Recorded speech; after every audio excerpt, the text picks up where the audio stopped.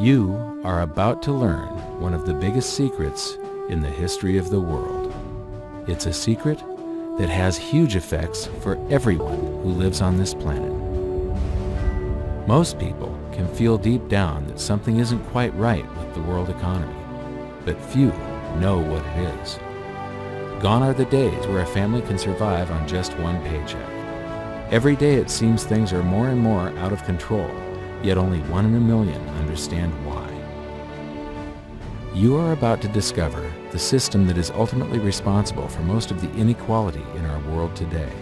The powers that be do not want you to know about this, as this system is what has kept them at the top of the financial food chain for the last 100 years. Learning this will change your life because it'll change the choices that you make. If enough people learn it, it'll change the world because it'll change the system. For this is the biggest hidden secret of money. Never in human history have so many been plundered by so few, and it's all accomplished through this, the biggest scam in the history of mankind.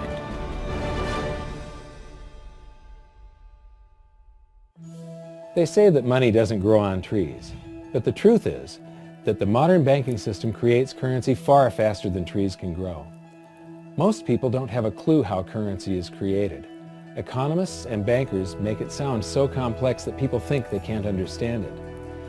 But I'm going to strip our monetary system down to its essence so that you can see the scam behind the curtain and just how it affects you. Every modern society creates currency in pretty much the same way. But since the US dollar is the majority of the world's currency, I'm going to use the United States as our example. It all starts when some politician says, "Vote for me and I'll make sure the government provides you more free stuff than my opponent will." But there's no such thing as a free lunch. So to provide that supposedly free stuff, the politicians vote for the country to spend more than its income. This is called deficit spending. To pay for that deficit spending, the Treasury borrows currency by issuing a bond. So what's a bond? If you think about it, a bond is really nothing but a glorified IOU. It's a pretty piece of paper with numbers printed on it that says, "Loan me $1 trillion today, and I promise over a 10-year period I'm going to pay you back that $1 trillion plus interest." But what you need to understand is that Treasury bonds are our national debt. These glorified IOUs are to be paid back by you and I and our descendants through future taxation. Therefore, when the government issues a bond, it steals prosperity out of the future so that it can spend it today. The Treasury then holds a bond auction, and the world's largest banks show up and compete to buy part of our national debt and make a profit on it by earning interest. You'll notice that as we move through this process, the big banks are there, taking a cut every step of the way. This isn't by chance, as you'll see shortly. Then, through a shell game called open market operations, the banks get to sell some of those bonds to the Federal Reserve at a profit. To pay for the bonds, the Federal Reserve opens up its big old checkbook and writes bad, bogus, counterfeit checks that should bounce because they're drawn on an account that always has a zero balance. There isn't 1 penny in there. To quote from the Boston Federal Reserve, "When you or I write a check, there must be sufficient funds in our account to cover that check. But when the Federal Reserve writes a check, there is no bank deposit on which that check is drawn. When the Federal Reserve writes a check, it is creating money." The Fed then hands those checks to the banks, and at this point, currency springs into existence. The banks then take that currency and buy more bonds at the next Treasury auction. But what is a check? A check is also an IOU. When you write a check, you're making a note that says, "Here's my IOU for cash. All you have to do is go to the bank and pick it up." Now, it's very, very important that you understand this process because we're going to come back later and show you the devastating effect this has on you. The Treasury issues IOUs, bonds. The banks then buy those IOUs with currency. The Federal Reserve then writes IOUs, checks, and hands them to the banks in exchange for the Treasury's IOUs, the bonds. And currency is created. So what's really happening is the Federal Reserve and the Treasury are just swapping IOUs, using the banks as middlemen, and abracadabra, presto, currency magically springs into existence. This process repeats and repeats over and over again, enriching the banks and indebting the public by raising the national debt. The end result is that there's a buildup of bonds at the Federal Reserve and currency at the Treasury. This process is also where all paper currency comes from. The Federal Reserve and the government mistakenly call it base money because they didn't watch episode 1 of this series and they don't know the difference between money and currency. But I will correctly refer to it as base currency because it is not money. It is currency, and as we've learned, there is a big difference. Money has to be a store of value and maintain its purchasing power over long periods of time. We learned in episode 1 that earlier in our history, our paper currency was just a claim check. It was a representation for real money of intrinsic value, the gold and silver that was held on deposit at the Treasury. You could walk into any bank and slap your currency, like say a $20 bill, on the counter and redeem it for real money, a $20 gold piece. But now, this base currency that's piling up back here is really nothing but a receipt or a claim check on an IOU, that bond. So it's really nothing but a supply of numbers. The Treasury then deposits the newly created currency into the various branches of the government, and the politicians say, "Hey, thanks for that." And the government does some deficit spending on public works, social programs, and war. The government employees, contractors, and soldiers then deposit their pay in the banks. Now this may come as a shock to you, but when you deposit your currency with the bank, you're not actually depositing it into an account to be safely held in trust for you. Instead, you're actually loaning the bank your currency, and within certain legal limits, they can do with it pretty much anything they please. This includes gambling in the stock market and loaning it out, at a profit, of course. Now this is where the machine of currency creation really gets cranking, because this is where something called fractional reserve lending comes into play. Fractional reserve lending is exactly what it says. The banks are allowed to reserve only a fraction of your deposit and loan the rest out. Although reserve ratios may vary, I'm going to use a 10% reserve ratio as our example. If you deposit $100 in your account, the bank can legally take $90 of it and loan it out without telling you. The bank must hold $10 of your deposit in reserve just in case you want some of it. These reserves are called vault cash. But why does your bank account still say you have $100 if the bank has stolen $90 of it? Because the bank left IOUs it created, called bank credit, in its place. Now I know this sounds crazy, but here it is in black and white from the Fed. Commercial banks create checkbook money when they grant a loan simply by adding new deposit dollars in accounts on their books in exchange for a borrower's IOU. These are nothing but numbers that the banks type into their computers. And even though these bank credit IOU numbers are very different from base currency numbers, because they only exist in computers, they are still currency. So now there is $190 in existence. Now the reason people take out loans from the banks is to buy something. They're going to buy a house or a car or something like that. So the borrower takes the $90 that the bank loaned to him from your account and he pays the seller of the item.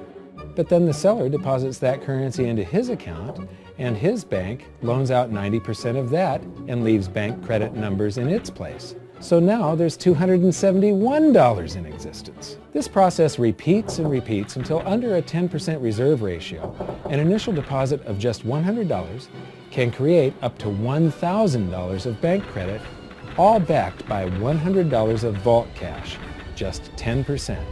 But as I said, reserve ratios vary wildly. On some deposits, it's 10%, on others, it's 3%, and on some forms of deposits, reserve requirements are 0. The result is that the expansion of the currency supply by the banks is far greater than even this example would lead you to believe. So once again, when currency is deposited in the banks get to lend it out, and then it gets redeposited and relent, redeposited and relent, redeposited and relent over and over again, creating bank credit all the way. This is where the vast majority of our currency supply comes from.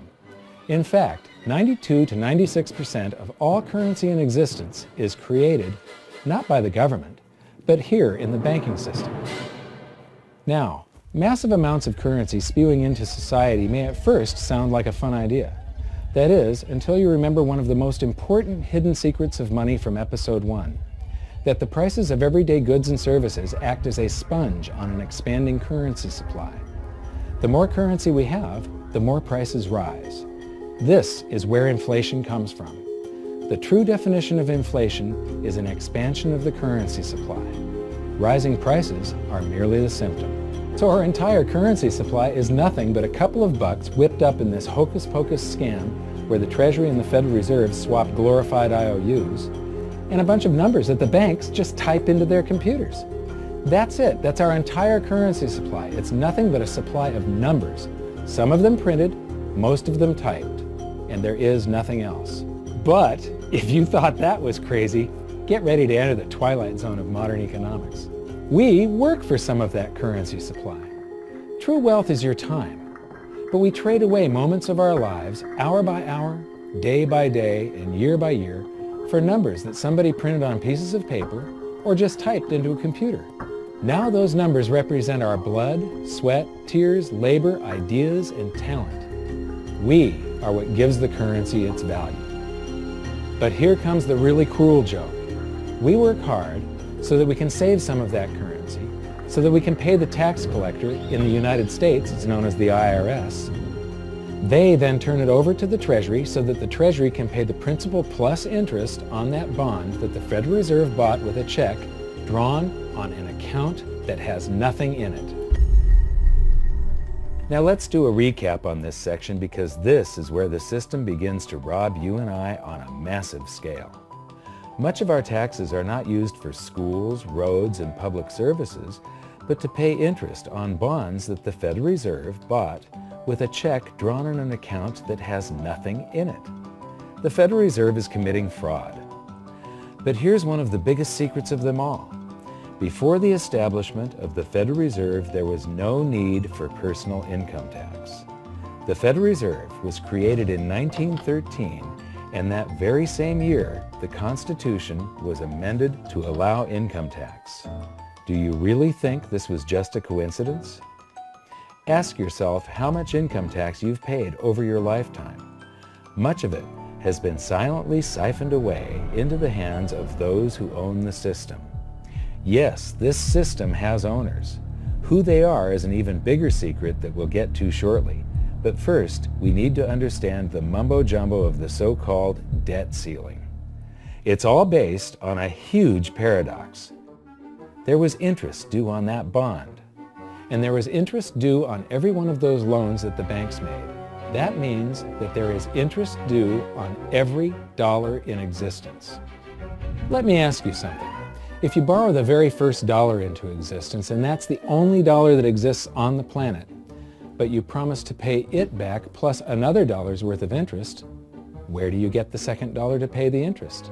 The answer is that you have to borrow that one into existence and promise to pay it back with interest as well.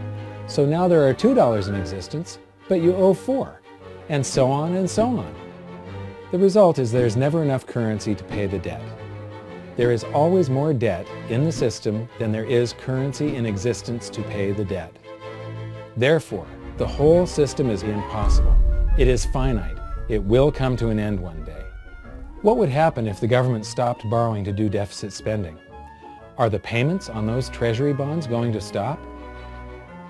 What would happen if the public stopped borrowing and going deeper into debt? Are your house and car payments going to stop? No.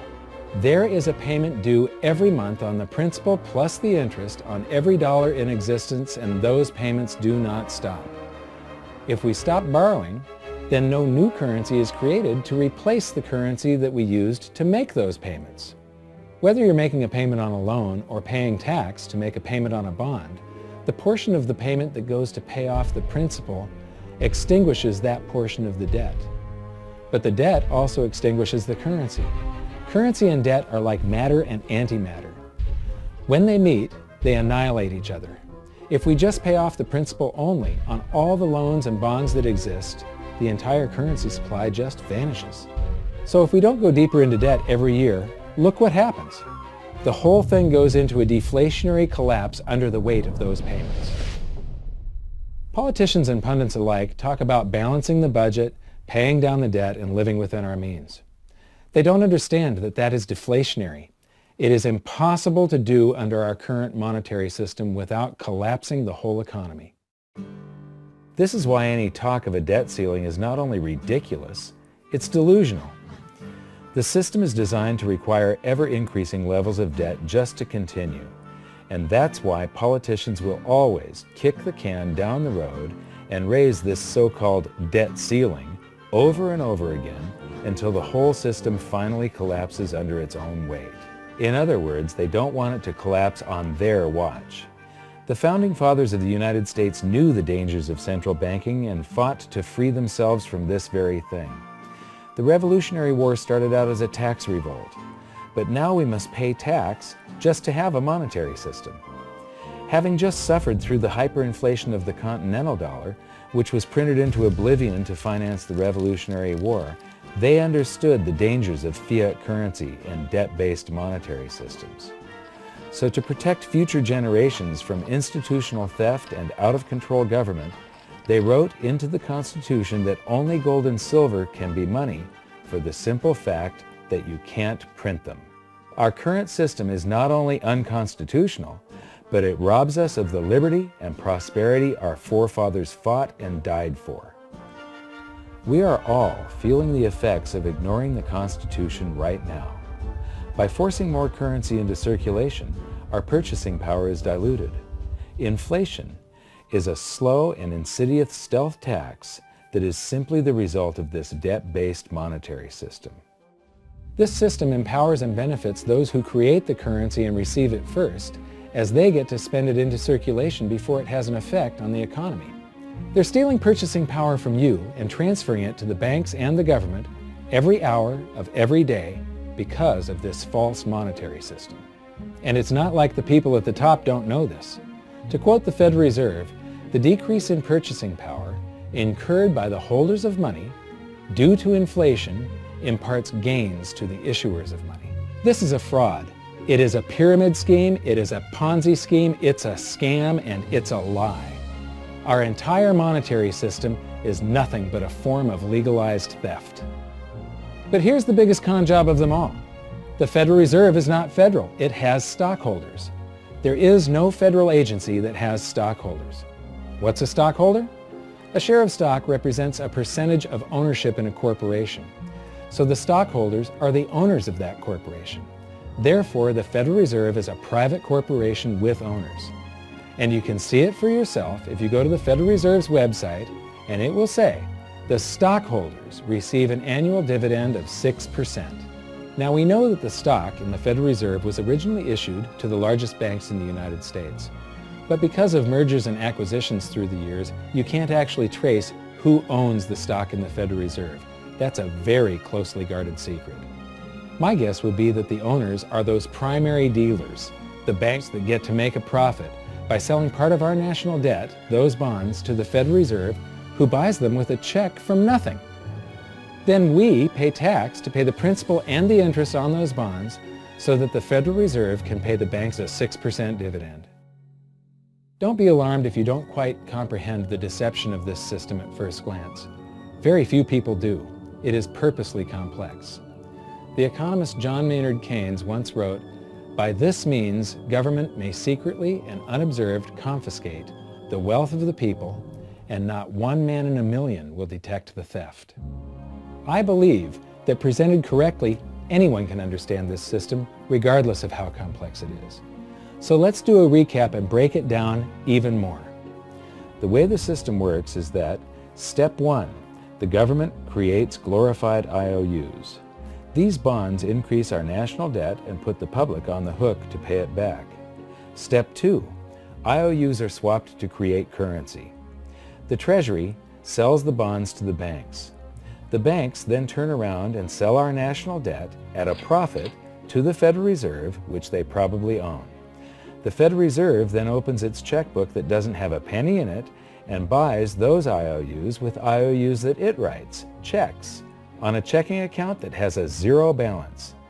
Then they give those checks to the banks and currency just springs into existence, and then the whole process repeats.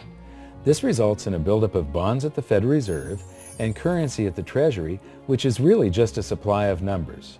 The Treasury then deposits the numbers in the various branches of the government, and we get to step 3. The government spends the numbers on promises, public works, social programs, and war. Then the government employees, contractors, and soldiers deposit their pay into the banks. And we get to step 4, where the banks multiply the numbers by magically inventing more IOUs through fractional reserve lending, where they steal a portion of everyone's deposit and lend it out. That currency gets redeposited, and then a portion is stolen again. And the process repeats over and over, magnifying the currency supply exponentially. Then we work for some of those numbers, which brings us to step 5, where our numbers are taxed. We pay tax to the IRS, who then turns our numbers over to the Treasury, so the Treasury can pay the principal plus the interest on bonds that were purchased by the Federal Reserve with a check from nothing. Then we get to step 6, the debt ceiling delusion. The system is designed to require ever-increasing levels of debt and will eventually collapse under its own weight because politicians always kick the can down the road. They don't want it to collapse on their watch. And finally, step 7, the secret owners take their cut. The world's largest banks own the Federal Reserve. Those banks make a profit selling our national debt to the Fed. They make a profit when the Fed pays them interest on the reserves held at the Fed, and the Fed pays them a 6% dividend on their ownership of the Fed. This system is fundamentally evil. It funnels wealth from the working population to the government and the banking sector. It is the cause of the artificial booms and busts of modern economies, and it causes great disparity of wealth between the rich and the working class. And it is only possible because we no longer use real money, we use currency. But worst of all, it is a form of enslavement. Bond is the root word of bondage. Whenever a government issues a bond, it is a promise to make us pay tax in the future. Nobody asked you if you wanted to pay tax today for the prosperity we all enjoyed in the last century. Nobody is asking our children if they want to work hard in the future to pay for the prosperity we're enjoying now. George Washington once wrote to James Madison, "No generation has the right to contract debts greater than can be paid off during the course of its own existence." By stealing prosperity from tomorrow so we can spend it today, we enslave ourselves and future generations. Now this all sounds pretty bad, but there is great hope, for you are the greatest threat to this false monetary system. This system relies on the public being ignorant of its workings. Please share this knowledge with everyone you know, because an informed public that fully understands the system can build a better future for generations to come. And now I leave you with this quote, widely attributed to a former director of the Bank of England. The modern banking system manufactures money out of nothing. The process is perhaps the most astounding piece of sleight of hand that was ever invented. Banking was conceived in inequity and born in sin. Bankers own the earth. Take it away from them, but leave them the power to create money and control credit, and with the flick of a pen, they will create enough money to buy it back again. But if you want to continue as the slaves of bankers and pay the cost of your own slavery, let them continue to create money and to control credit. This is the Federal Reserve in Washington, D.C. It's located on Constitution Street, and that is just as much of a joke as the New York Fed being located on Liberty Street. Both of them are unconstitutional, both of them limit our liberty, and they transfer wealth away from us every second of every day to the Federal Reserve, to the government, and to the banking sector. You are now among the 1 in a million who can detect the theft of your prosperity. So the big question is, what can you do about it? 1. Watch this video until you can describe and teach it to others. Those who understand this system can make preparations for its unavoidable collapse and protect themselves. History shows that those who don't will probably be wiped out. 2. Share this video with everyone, especially those you care about. All it takes is a mouse click or two to get this message in front of millions. Post this video on Facebook, tweet it, email it to loved ones. Please share it wherever you can. 3. Join the conversation. The current world monetary system is based on a 300-year-old design meant to enrich a few at the expense of the many. There must be a better way. At hiddensecretsofmoney.com, we've created an open-source platform for the design and development of a new world monetary system. We're calling on every economist, every student, every college, every bright mind, and anyone who cares to join the discussion. In educating ourselves and each other, we can prevent the further loss of our freedoms and maybe, just maybe, win some of them back.